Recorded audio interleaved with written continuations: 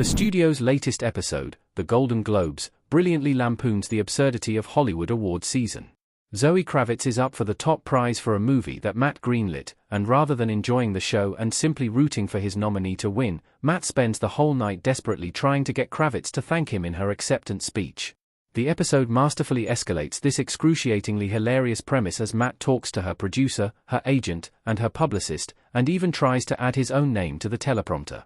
Of all the facets of the film industry, the awards circuit is arguably the ripest for satire. There's something inherently ridiculous about rich celebrities dressing up, putting on lavish shows, and giving out golden statuettes to pat each other on the back, and the studio's newest episode realizes all the juicy comic potential of that satire. Kravitz pokes fun at the phoniness of awards season beautifully. In the press, she pretends she doesn't care about awards and she's not expecting to win, but in private, she fully expects to win. It means everything to her, and she has a well-rehearsed speech involving well-rehearsed tears. The genius of the studio is that it mocks Hollywood executives while making you feel bad for them. Matt is ridiculously needy, but you can see where he's coming from.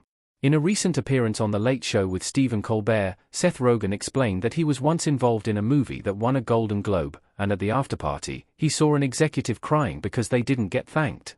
There's something really funny about that, taking such a trivial situation so seriously, but it's also pretty sad.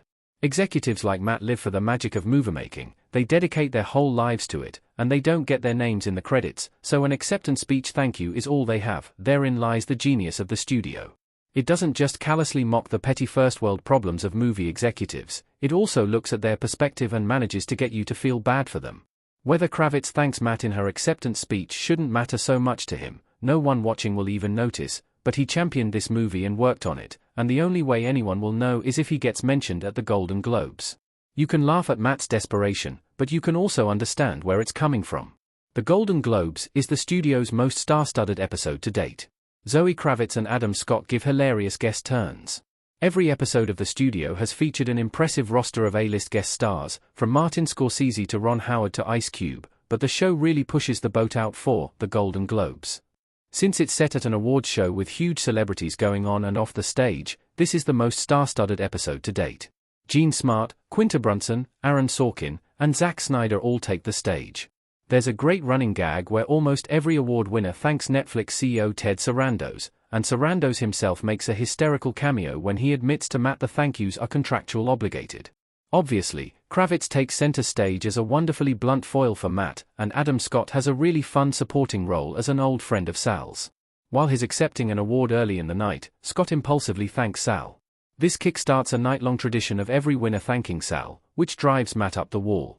The Golden Globes finally brings back Catherine O'Hara's Patty as Kravitz's producing partner, and gives O'Hara a hefty role to sink her teeth into Patty's eccentricity and instability, which were introduced way back in the first episode. The Golden Globes is one of the most consistently funny episodes of the studio yet.